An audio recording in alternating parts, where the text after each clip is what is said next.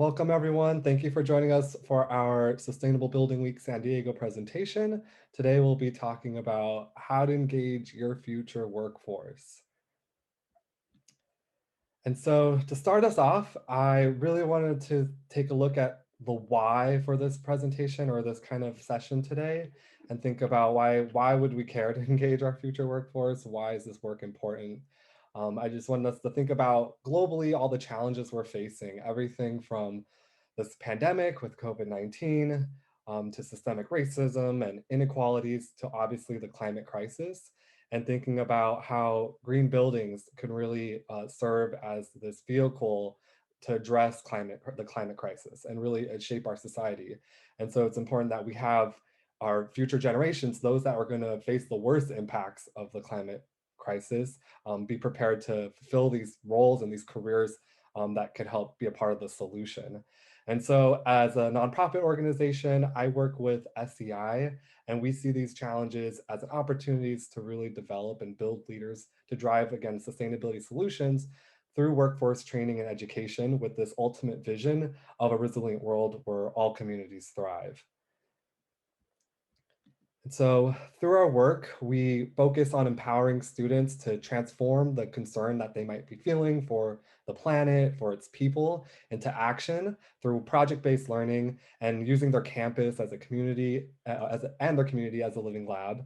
And our vehicles for this is really through our education and workforce development programs that are meant to transform the way we think about and act towards our home here on Earth. And so that brings us to, again, this primary, essential question that we're addressing is how can we from, nonprofit organizations to industry partners to schools and districts really come together to inform, inspire, and empower students to pursue green building careers. And I thought it would be helpful to start off with some labor market information on the clean energy industry that is also really closely tied to green buildings. And so I'm going to throw out some fun facts there, and you can see some of these graphics taken from the California Workforce Development Board and the E2 California Clean Jobs 2019 report. So in California, 11,000 megawatts of new in-state renewable generation was built just between 2002 and 2015.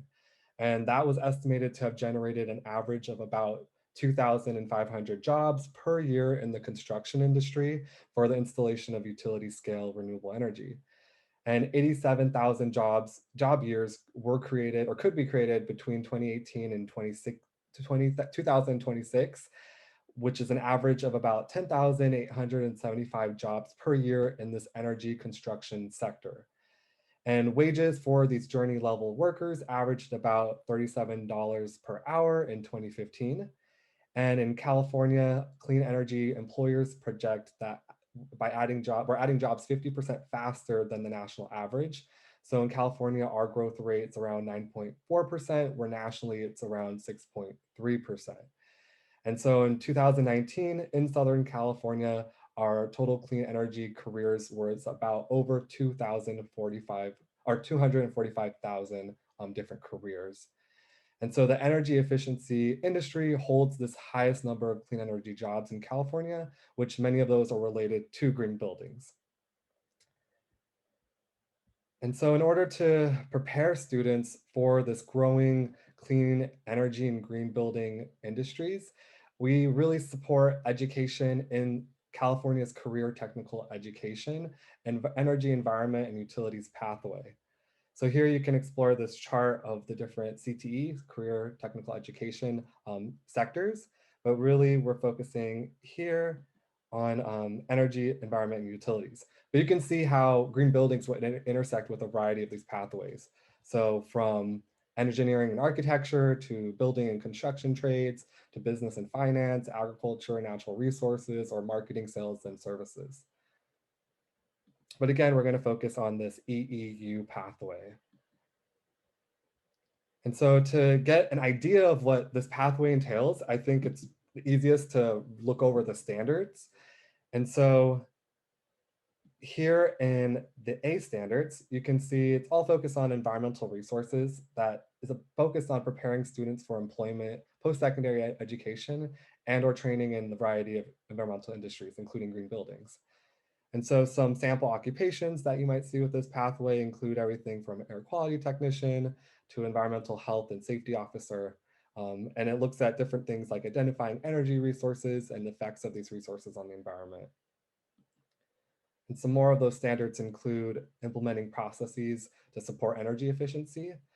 So a lot of those, again, related to green buildings, to researching drinking water sources, systems, treatment, and conservation, to evaluating the impact and flow of the management of storms, water, rivers, and groundwater. And then the B standards really focus on energy and power technology. And these are about providing learning opportunities for students interested in preparing for careers in energy and power industries. So again, occupations in this pathway now might support energy or building retrofit specialists or a career in maintenance and repair of green buildings.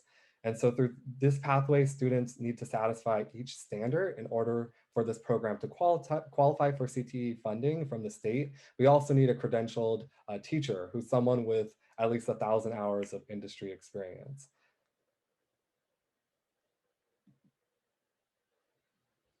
So at SEI, we're supporting the EEU CTE pathway through many different things, including our curriculum, teacher trainings, instructional planning support, materials, events, virtual and hopefully in person again, competitions, work-based learning experiences. And our goal here is to make it as easy as possible for high schools to offer these rigorous and engaging EEU pathways. And so some of the courses I wanted to highlight here today include our Innovations in Green Technology and our Energy and Environmental Design courses, which combine to form an energy and power technology pathway. And so these are courses that are semester or year-long UC through G approved courses that are really designed to meet these California CTE standards for the EEU pathway. They introduce students to career opportunities in sustainable STEM fields through a variety of different projects. So we have students do things like wind turbine design, they make biodiesel, create solar cars, they work on energy auditing for their school or for their home. They do solar design using a computer assisted design software program where they build model homes and solar systems on those homes. And then we also have our, being currently developed, we have a sustainable urban planning course where students are developing solutions to urban sustainability challenges as they relate to energy, water, food, and transportation systems with a real focus on their actual local community. And so through these courses, we're supporting a career pathway that is advancing students from the early exploration stages in middle school to ultimately an apprenticeship or a fellowship or an internship. And in order to build upon this pipeline from that exploration stage in school to a career, we're also supporting a variety of work-based learning opportunities that expose students to the green building industry and engages them with professionals and provides them with the professional development experience to set them up for success in those apprenticeships and those fellowships or internships. And so one example of this work-based learning support is that we host a Green Career webinar series, and it's in lieu of our annual in-person Green Careers conference, which is also an exciting event that we host, hopefully soon to be returned, maybe next year. And through that event, which is now a virtual platform, it's a webinar series, we connect students to professionals where they get to talk about their career pathway, of how they got to where they are today. They talk about a day in the life of their career and different exciting projects that they're working on. So, and then this ends off with Q&A with students. And so we've included a variety of different green building professionals in the series as well. And here are other ways we support that continuum, work-based learning continuum. And these are also opportunities for industry partners in the green building industry to collaborate with us. So we host teacher trainings where we're supporting these CTE teachers to provide and deliver these courses and curriculum. And we, in person one day, hopefully we can resume tours and field trips. And that's something that industry partners could also offer to students. their future workforce. We also host a variety of competitions, like our energy competition, our Earth Day competition, that really focuses on different NGSS standards and helps students build skills in energy conservation, auditing, and communication. And then also those conferences that I mentioned, like our Green Careers Conference, and currently right now our webinar series. And so at the end, we'll provide some contact information if you would like to get in touch with us and partner. And for now, I'm going to go ahead and pass it off to my colleague, Jake, who will explore a little bit more of our higher ed and early career programs. Great. Thanks, Tyler.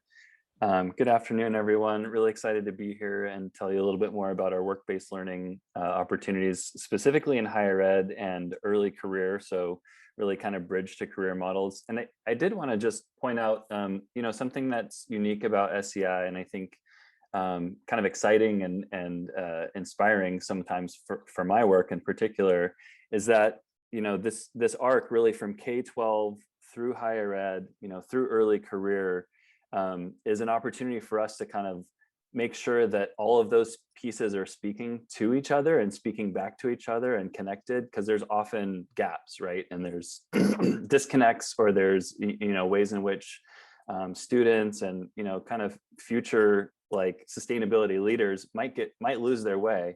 And so we really find that giving paid internships, paid fellowships are just a way to even further, give that real world experience of actually having the job, of gaining professional skills, of knowing what the industry looks like, of networking. I mean, this event itself, is a great example of that. The fact that students are presenting at this event, I think really shows the ways that we try and make sure students are not just exposed to the work world, but really engaged in actually participating and then leading. And so I'm going to talk about two main program areas where we do that in higher ed and Climate Corps fellowships in particular. And my background is actually more in higher education. I don't have a technical background. I'm more of an educator. Did my research on how to kind of build sustainability leaders. But what I have found in our facilities program, I'm going to talk about that a little bit, is that when you give people, the right resources, the right mentorship, pretty much our program, 85% of the time, we get folks hired into industry jobs. And I'll give one case study of that one fellow that I've worked with in particular. So excited to share some of that with you next. So I think the next slide, I just want to talk about our general model. Tyler mentioned, campus community as a living lab. We just fundamentally believe in engaged real world learning, project-based learning, problem-based learning, right? This generation is thinking about climate change, experiencing the impacts already through wildfires, sea level rise. They are facing it already, and they are not blind, or they're not trying to avoid these challenges. They're really trying to take them kind of head on through multiple different ways. And we find by college in particular, we're able to really get curriculum dialed in their course of study. So whatever their major might be, we try and bring in sustainability and infuse curriculum, whether it's in a typical kind of engineering or built environment sector degree program, or even if it's maybe more in the humanities. We really want students to be exposed to and be familiar with, and really be able to use certain skills and tools to address climate change in whatever type of career path they're going to go forward in. So our internship programs for the last couple of years in particular, because we've had funding from investor-owned utilities through public purpose funds, we've been able to really kind of galvanize and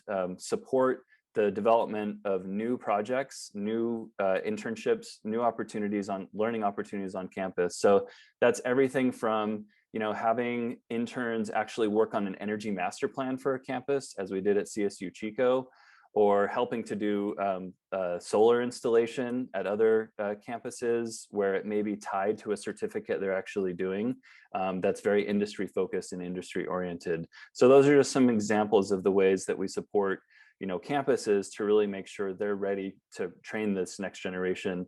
And the final piece is that, the actual living lab. So oftentimes campuses have a solar array or have energy backup system that students can learn from directly. whether it's looking at the data that comes from those systems and figuring out potentially more efficiency projects, or actually doing lighting retrofit projects. We really try and make sure that we're connected in, because that's often one of those gaps on campuses, is the instructors aren't necessarily always tied into the actual facilities management and operations side as well. So we try and connect those dots and make sure that the students take advantage of those opportunities while they're still on campus, as well as pursue internships based in community. So potentially doing home energy analysis and other similar projects in the field. So in this next slide, just gives you a kind of general overview of some of our key metrics in the last few years through the program. I mentioned the IOU program in particular. I just gave some examples of CSU campuses, but we also work with a number of community colleges, actually more so than CSU and UC campuses, just to give you a sense of where these numbers are distributed. So this is throughout California. You can see the numbers there. A high number of student internships. I think we're actually kind of in the 450 range at this point, where campuses have actually taken this program and institutionalized it because they saw the value of it and no longer depend on external funding and resources. So that just shows how committed campuses are and how successful they've been to some of these campuses that they've continued on and self-funded.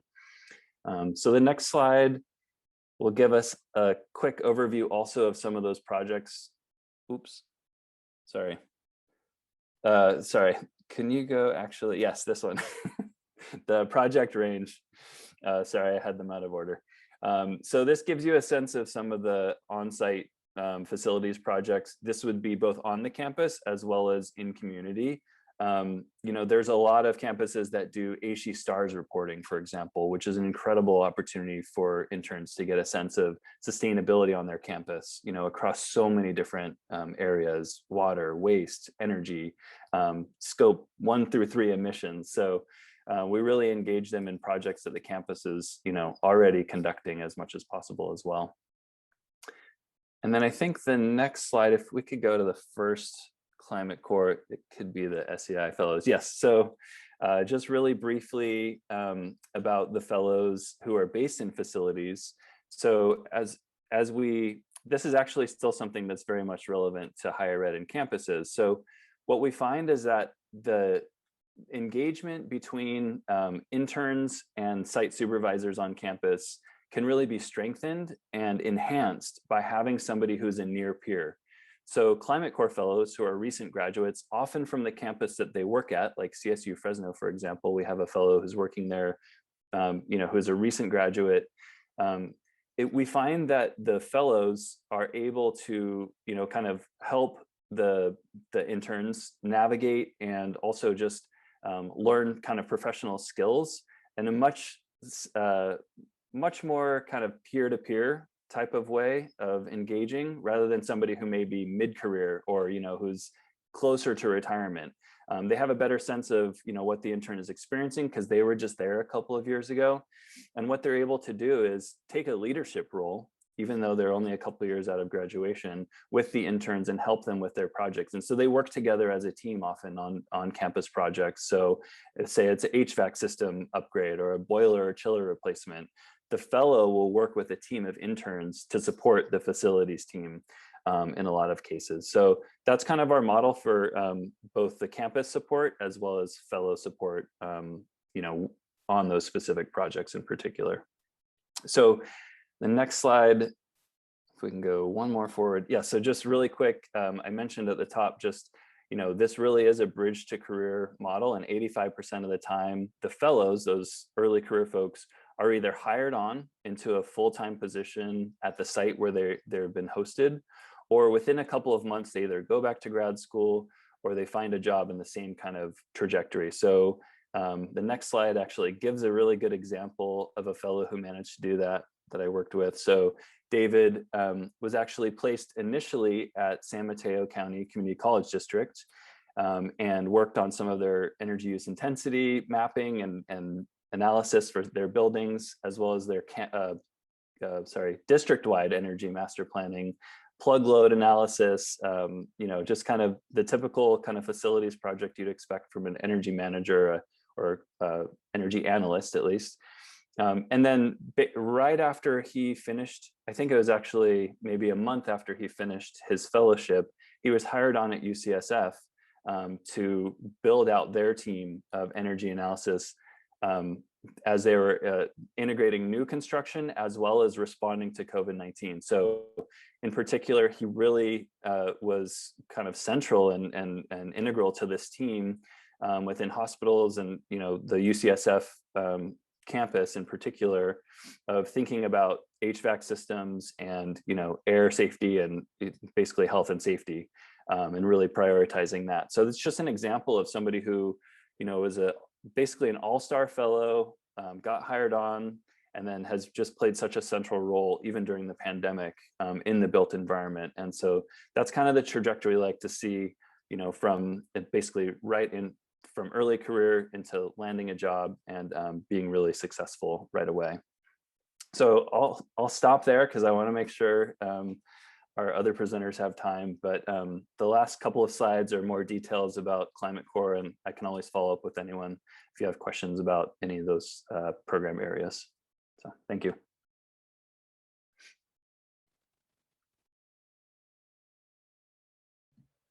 Thanks, Jake. Yeah, so, you know, we can explain and talk about all of these amazing workforce development training programs that we currently host. But I really also wanted to take this opportunity to highlight and spotlight a CTE teacher, a career technical education teacher in the energy and environment utility pathway, Travis Nixon, and some of his students, Micah and Isabelle, who are really exemplifying this work-based learning experience continuum, and, you know, are really engaged with the industry. And so I want to pass it off to them and have them share a little bit more about their experiences. Hi, everybody. I'm Travis Nixon. I'm a fourth generation electrical contractor and a CTE instructor in both energy, environment, and utilities and building and construction trades. I actually have owned and operated a business in the San Diego area for the last 17 years that focuses a lot on alternative energy, lighting, controls, retrofits, pretty much everything we've just been kind of talking about as far as valuable skills for students to learn and avail themselves of in a stepping stone into a, you know, lucrative and engaging career. I actually got into CTE when we were doing work in schools. We did a lot of Prop 39 solar systems and retrofits statewide over the last 4 years. And when we go to these schools, frequently staff would approach us in much the way that Tyler and Jake just described and say, hey, you know, we understand there's great jobs in these fields. We understand this is where everything's kind of going in the state. Can you get with our students and kind of show them what this is all about? So we started doing that as part of our business offering, as providing a interface with the students and staff with the projects we were building on their campus. And that kind of turned into me going, wow, we should probably just keep the ball rolling with this as far as stuff my company's involved in.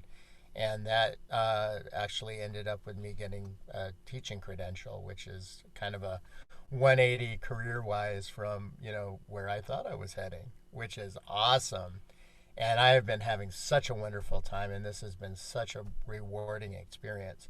You may notice I'm in a big truck. I got a, you know, construction dude uniform on. I'm actually broadcasting from a job site, so I still do work in the field in addition to teaching, which I find actually helps with the relevance of the material. I'm also a graduate of the SEI teacher training. In fact, SEI has been instrumental in my curriculum that I use and support.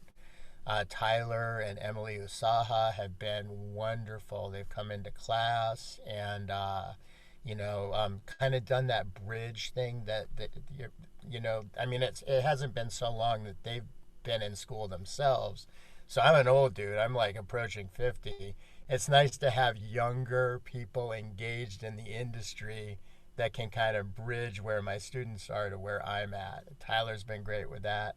He's helped us online during this pandemic. Emily Usaha has been in class. She's done a lot of work with us as far as energy audits. It's just been a wonderful experience, and we owe a lot to SEI. And please accept my heartfelt thanks for all your help over this experience. Now, so what we've done is I pretty much took the SEI curriculum, the energy and environmental design, and just moved that over to the charter I teach in, the Learning Choice Academy, and kind of riffed off that with stuff that I've come across in the industry myself. And that actually kind of kicked off kind of an idea that I batted around with the Learning Choice Academy, and it's actually this year become a reality. So basically, what we did with the SEI curriculum is designed a tiny house. And Tyler, if you want to advance the slide, we can start to look at that.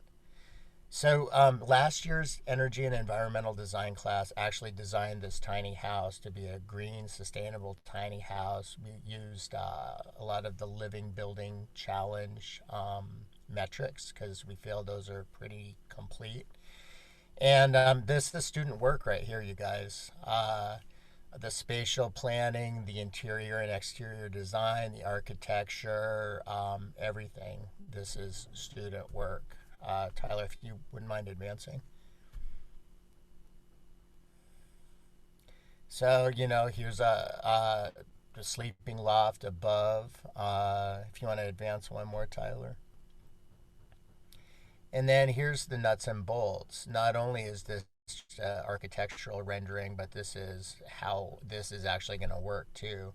We have an electrical system in this that is, again, student designed. We have an alternative energy system. If you look in the lower right hand corner, you'll see that we have a solar array and a battery bank that's inverted through an automatic transfer switch to power this thing. So this is going to be an off-grid tiny home completely. And if you wouldn't mind advancing again, Tyler.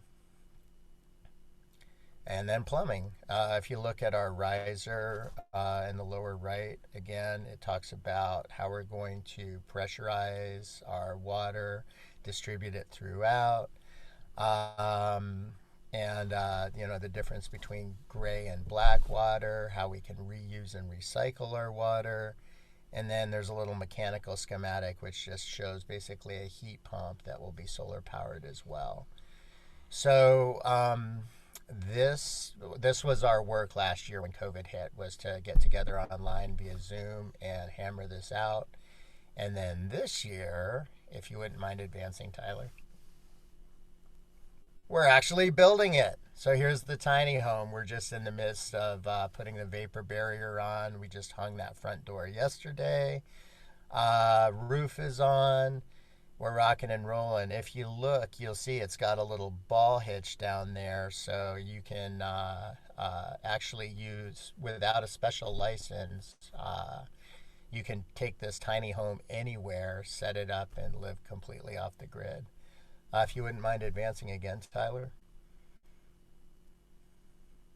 So a lot of the stuff we used was donated and found. All this wood here is reclaimed. And basically, it's kind of a wonderful way to show students the application of a lot of the theoretical stuff that you learn in school, such as math, science, and it's really been a wonderful island of sanity for all of us in COVID times to be able to come here using the proper PPE and precautions, of course, and be outside, putting this together, being in a community, supporting each other, mentoring each other. It's just been a real bright spot. I think we have one more slide on the build, Tyler. Oh yeah, so the first thing we did when we got the trailer is taped everything out, because a tiny home's tiny And if you don't do your spatial planning correctly, chaos ensues. But I'm happy to report that feng shui is correct in this little deal. Everything is as good as it can be in our limited space, which is 8.5 feet wide, 20 feet long, and 13.5 feet tall.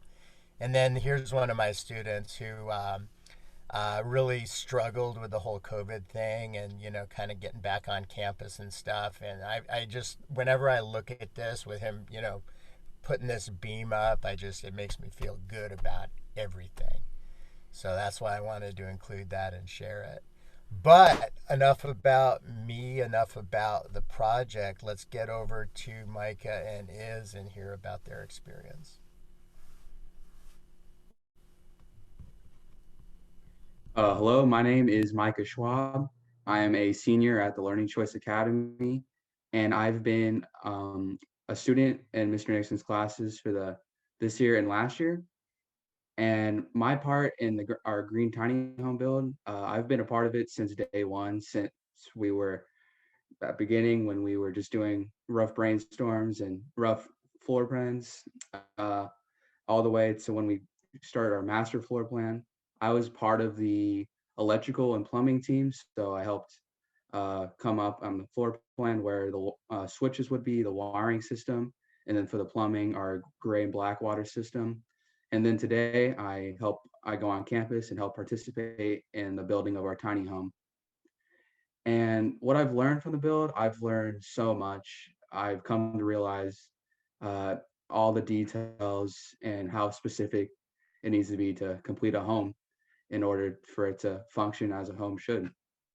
And also just so many just great experiences and great life lessons from Mr. Nixon along the way, and how to properly act and on a construction site, because it's serious work. So, and then also Mr. Nixon touched on it, is also just having the opportunity to go back on campus and be able to work on this project with students I've known for the past 4 years. So it's something I didn't think would happen, but I'm so glad it has.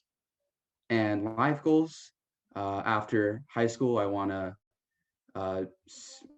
put my foot in the mud and get into the electrical trade, start building on that. And down the line, hopefully 10 years from now, I hope to become an entrepreneur and open up my own solar panel installation business.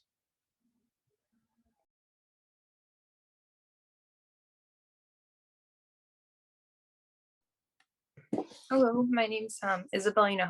I'm a junior at the Learning Choice Academy, and I'm going to be sharing a bit about myself and what role I've played in our tiny house build. At the moment, I'm technically second in command for the tiny house project in our applied sustainable construction class under our general foreman, Micah Schwab, along with 12 other students who regularly come to our build. Going back a little more to over a year, on January 21st, 2020, I walked into Mr. Nixon's energy and environmental design class, frightened and anxious. I had just transferred from a new school, and my main goal for the day was simply to make it to my 6th period class so I could go home to the comfort of my home. I had come from a high school that had set my education to be surrounded around programming and coding. That's what I thought my future would be.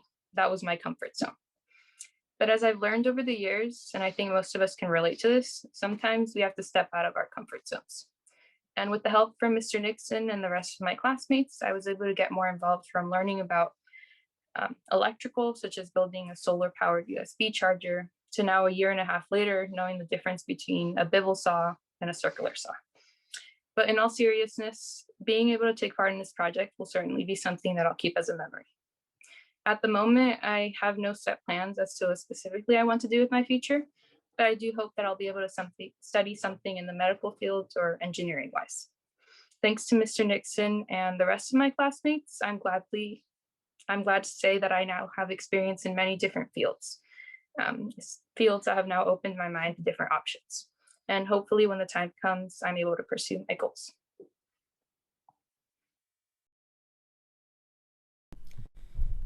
One of the most valuable things that I think CTE brings into the classroom is a mentorship opportunity. Um, a lot of people that are in industry, the actual defined CTE industries, and really any industry, once you build up a lifetime of experience, there's a lot of wisdom and wealth to share. And what I love about CTE is it brings people that are seasoned in life, in industry, in actually making this stuff work back around, and puts us in front of, bright, brilliant students like Micah and allows us to, point them in the right direction as far as a lot of the soft skill stuff that isn't really defined, but is absolutely crucial. And one of the joys for me when we were putting this webinar together and this call together with Tyler and Jake is me suddenly viewing Mike and Iz as colleagues rather than students. And that's really how this works in real life, and that's how it works for us now. So I'm just eternally grateful for this opportunity, and for both you all and Tyler and Jake for this opportunity. Awesome. We honestly couldn't be more grateful for you, Travis, and to Micah and Isabelle for sharing your experiences today. So thank you for joining us. I just wanted to open it up now to Q&A. So I know we have some audience members out there that might want to engage with Travis, or to talk about his curriculum and how he teaches, or to the students, or to Jake and I about some of our workforce development programs. So feel free to drop some questions in the chat.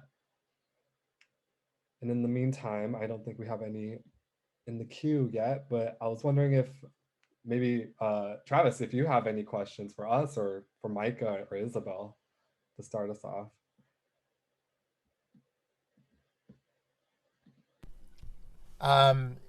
Sure. Actually, I do. So, Micah's actually going to be in the industry that I'm in.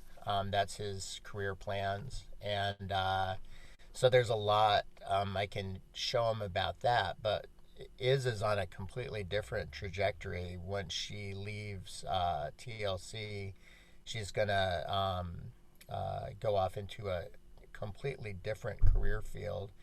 And really, what I like about everything we're doing here is there's a lot that translates. Basically, like the professional ethics translate. It's not career specific, it's career encompassing. How to be a instruction follower is a good skill to be able to develop and have. How to be an instruction giver is also a skill that I know both these students are going to need to avail themselves of. And, how to create and maintain a supportive work environment rather than a hostile work environment. How to interview, how to problem solve. I mean, these are things that no matter how we, move through our professional lives are essential skills to have. And again, another thing about CT that I'm absolutely thrilled that is kind of being brought back into our educational paradigm.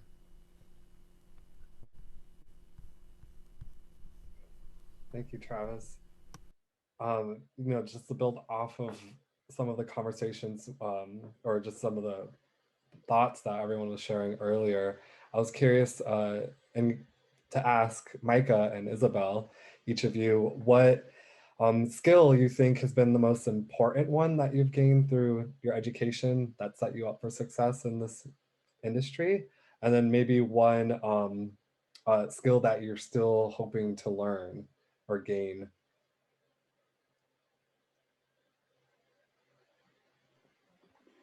I can start off.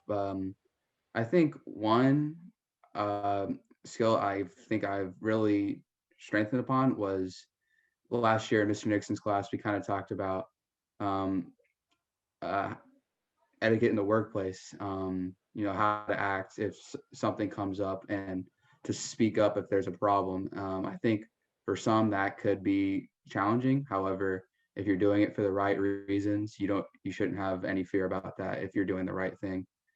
And I think something I'm still working upon is just all the different just becoming more applied into just the electrical aspect, the trade, because I'm of the belief of practice makes perfect.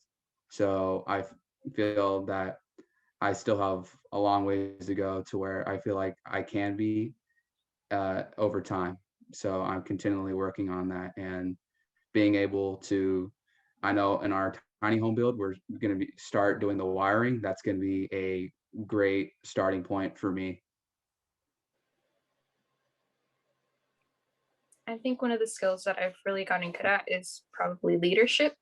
I'm naturally an introvert, so for most part of the time, I like to work alone. But when you're doing a project such as this, you can't work alone. You have to work with other people, and you have to learn to get along with those people. And sometimes it takes time, but I think that over the year and a half, I've really gotten good at it. I hope that I can continue to work on it. But one of the skills that I think I still have to work on is probably patience. Um, Realizing that you're not always going to be good at something, and that even if you're not, it doesn't validate your worth as a person.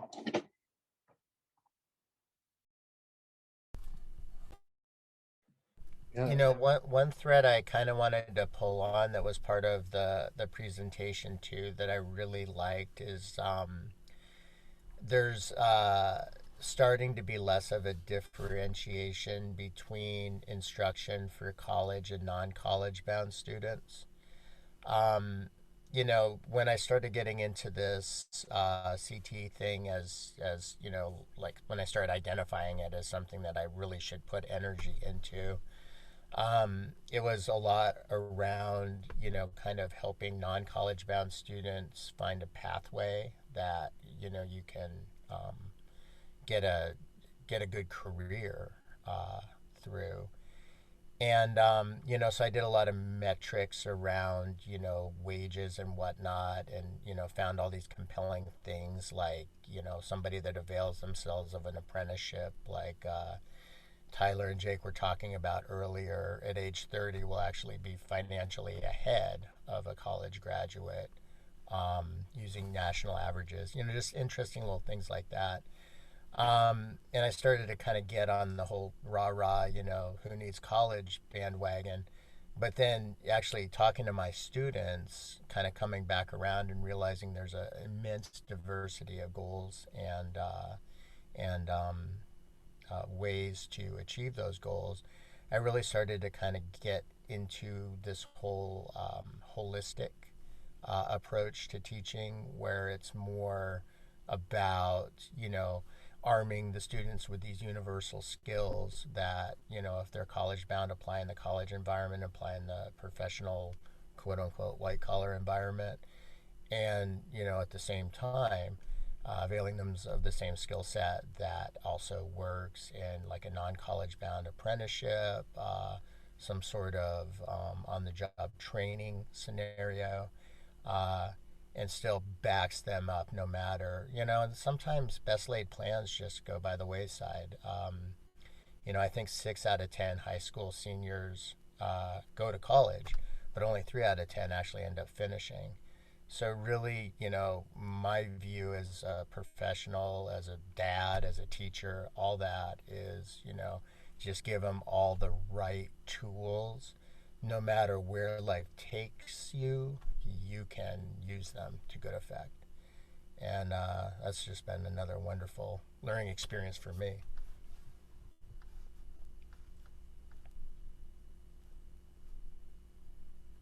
Thanks, Travis.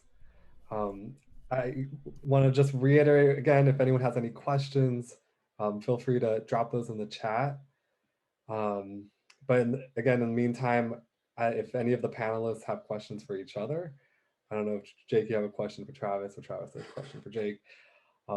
If not, I'm curious to know, you know, what for Micah and Isabelle, not to put you all in the hot seat again, but I'm curious when it comes to that tiny build project, which was so awesome, and I was excited to learn about it. what were some of the biggest challenges? I know you've already kind of mentioned it before in your presentation, but if you can, again, kind of highlight some of those main challenges you found with that project, and then maybe what the main success for you was, or like the takeaway. I think for me is when we were first starting out, one of the hardest things is just, feeling like, man, we're not making much progress. I'm not seeing much. But that was the thing where I just had to develop a big picture aspect, that there's like the saying, Rome wasn't built in a day, or it's not a sprint, it's a marathon. So I just had to realize, building a home isn't something that's going to take 2 weeks or a month. That's why we had the whole year to work on this. And then also, uh, like I think Isabelle pointed out on this, is having patience. And most of the students are very limited in the aspect of the construction industry, so we're not going to be able to get it like that with some of the different aspects of the build.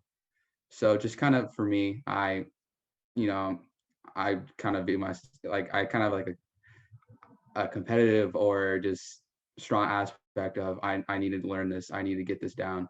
So for me, having kind of stepping back and having a more humble opinion about that, it really helps me. In my case, I think it was more being open-minded. Definitely in construction, you have to be open to doing different things. I had never done any type of construction work in my life before. So Mr. Nixon definitely helped me to try new things and realize that even if you're not good at it, you can still try again. But one of the most rewarding things has definitely been seeing that with time, the tiny house is able to look more like a real house.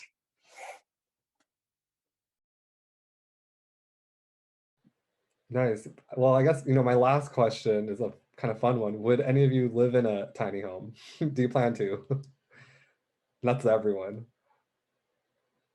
Even in the audience, if you want to write in the chat.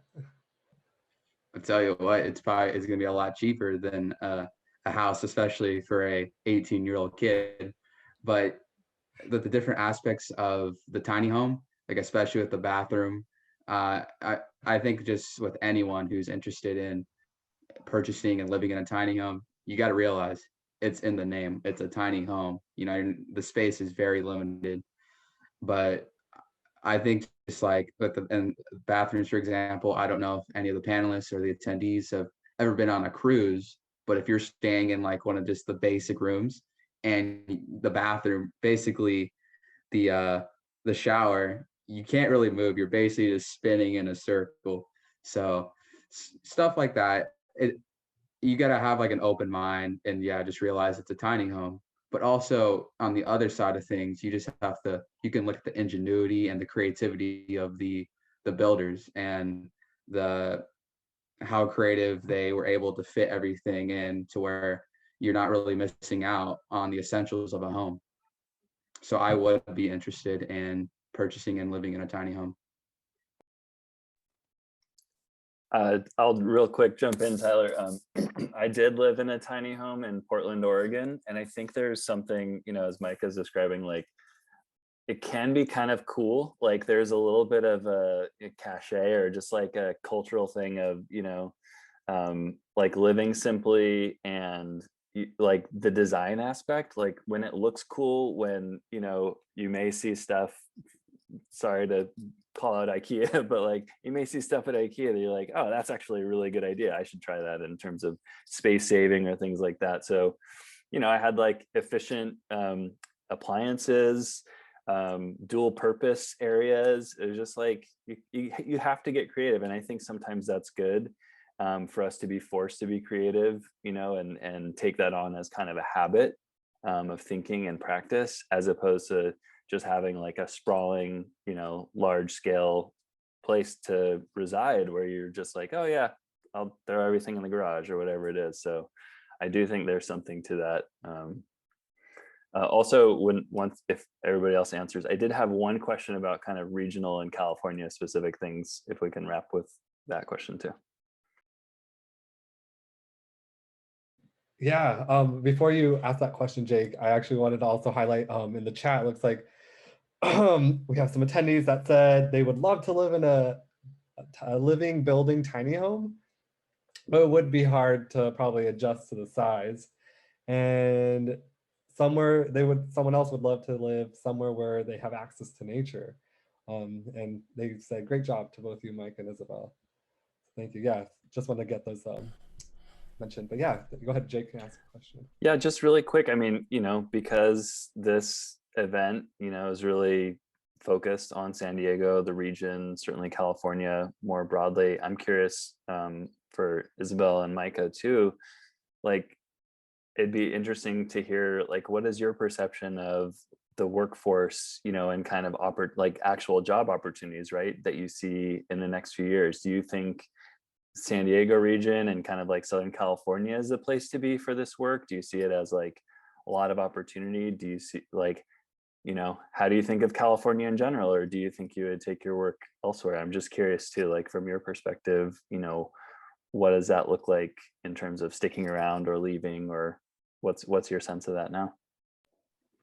Well, in terms of jobs, especially in this industry of green building and just green jobs, absolutely, the numbers speak for themselves. The jobs predicted is higher in California than anywhere else in the nation. So absolutely, I think potential for getting a job would be great. But in terms of living here in California, I mean, I know because my dad, he's a realtor, so he knows.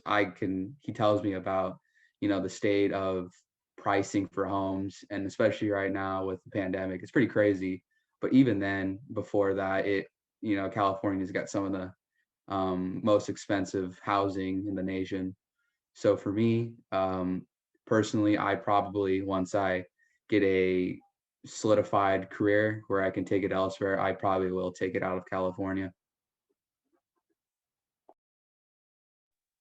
In my case, kind of like Micah said, career-wise, it is going to keep growing over the years, and that's great because California does have, I think, the highest minimum wage out of all the states. But kind of focusing on the same thing, staying here in California might not be the best option for me, but we'll see with time. Thanks for being honest. I was just curious to hear your perspective. Yeah. That is kind of worrisome, you know, society wide, that, two of my brightest students are like, I don't know. I'm not a native Californian. I moved here in 2001. And what California has been for me is just one opportunity after another, to just like whatever your wildest dreams are in this state, really, you can do it. I mean, there's a pathway forward. But, kind of hearkening back to the living building challenge things, you know, if things are too expensive and you can't find that place in nature to commune, if the stresses of just surviving here are overwhelming, I mean, it really, even if you are in a simple little tiny home, it can still be quite constraining. So, one thing that we do with our tiny home is we kind of market it as the state does, really, as a response to the housing crisis. But, the crisis isn't going to be alleviated merely by deploying an army of tiny homes. There's a lot of equity stuff that we need to look at. There's a lot of sustainability stuff as a culture we need to look at, in addition to, these little band-aids. But, let me get off my soapbox now. Well, thank you so much, Travis, and everyone else for all your insights. Micah and Isabelle, I hope you don't end up leaving, because then we can invite you all back to our Green Career Conference as actual professionals to speak to other future high school students. So yeah, I'm super supportive and excited to see where you all go with your career and future endeavors. And just to wrap things up, are there any final questions from the audience? If not, I would like to just call out this opportunity that we're fortunate to offer to industry partners, which includes hosting a paid summer fellow at no cost to your organization who will primarily work on climate action projects. So SEI, our nonprofit, we partnered with the Bay Area Community Resources, the BACR, and the state of California on this recently launched California Climate Action Corps, which includes a summer climate action core fellowship program. And so we've been reaching out to different community partners who might be interested in hosting summer fellows. And we're really seeking partners who are interested in hosting 2 to 7 summer fellows while providing this supervision and meaningful climate career building experience. So if you're interested, definitely please reach out. We'll have our contact information on the next slide, and we can provide you with more information and share with you the host site application as well. So that brings us to the end of this session. Thank you everyone for joining us. Thank you to our speakers, to Travis, to Micah, Isabelle. Thanks Jake for joining. If you're interested in partnering with us or learning more about work-based learning and how to engage your future workforce, definitely reach out to us, and we're happy to connect. And with that, I wish everyone a happy Tuesday, and I hope you all have a great week. Thank you all for tuning in. Take care. Bye. Thank Care, you. everyone. Bye-bye.